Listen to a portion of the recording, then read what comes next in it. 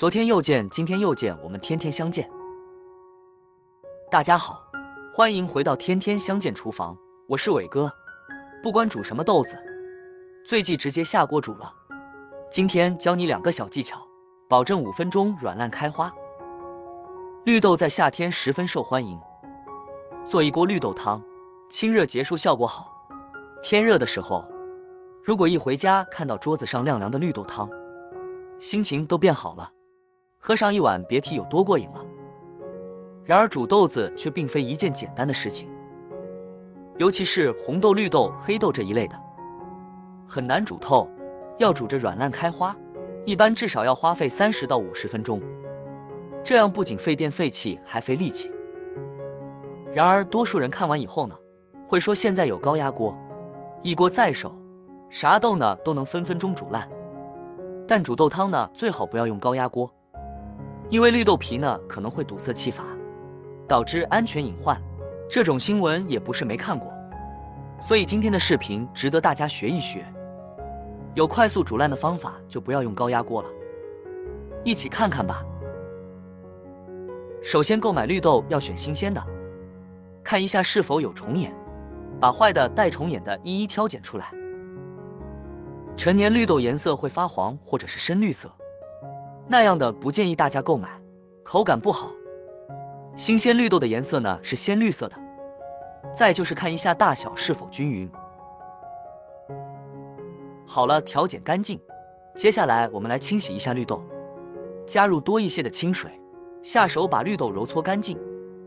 绿豆在生长的过程中经过风吹日晒，上面呢会有很多的灰尘和杂质，所以这里呢我们一定要多清洗一下，把表面的灰尘和杂质彻底的清洗干净，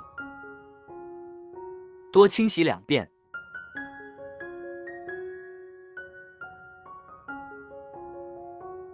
清洗干净后，我们将绿豆的水分控干。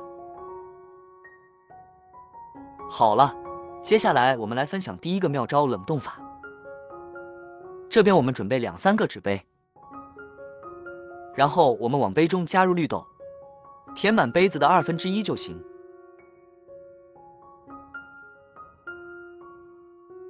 跟着我们往杯子里边呢加入清水，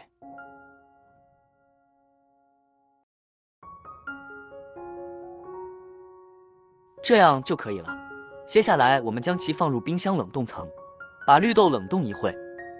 豆子需要被完全冻住，因此冷冻的时间呢要长一点，至少3个小时以上。取出来后就冻成这样硬邦邦的，成冰块的状态呢就很好。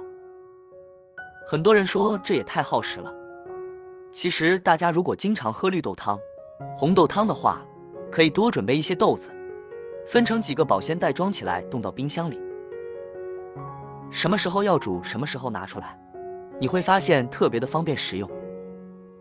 之所以把它冷冻，是因为这样可以使豆子表面冻裂，在煮制的时候呢就比较容易开花。这可是关键的一步哦。冷冻过后的绿豆呢不需要解冻，我们直接放入锅中，跟着往锅中加入清水。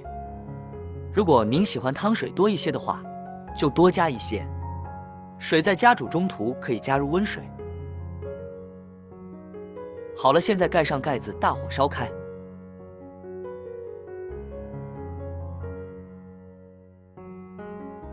就是见证奇迹的时刻了。如果第一次水量没有加够的话，不能够中途加冷水哦。如果想喝汤比较多一点的，在绿豆开花的时候呢，就可以关火了。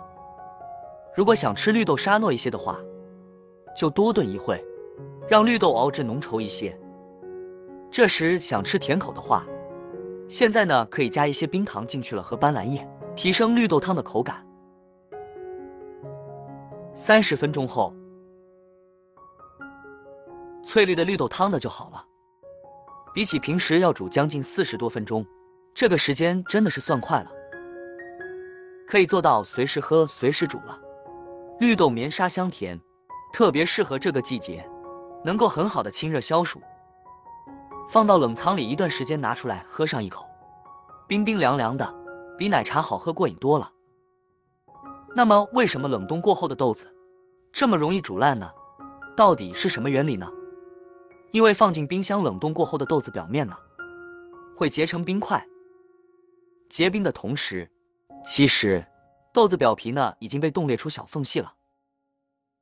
然后把它倒入锅中煮，预热后便会膨胀，继续加速了豆子开花。再加上大火焖煮，自然也就缩短了煮的时间了。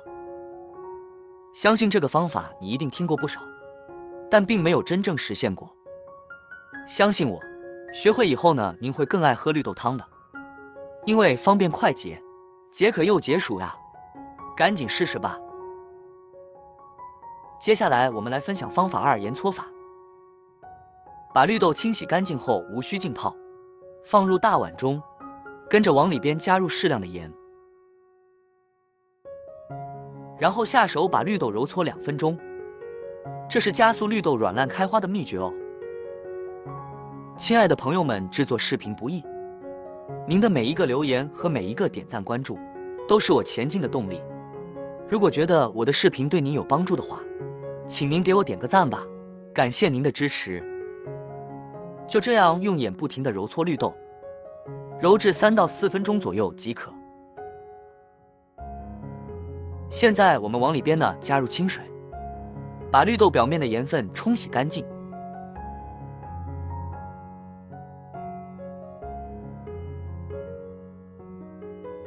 跟着再将水倒掉，把绿豆放入锅中，一次性加入足够的清水。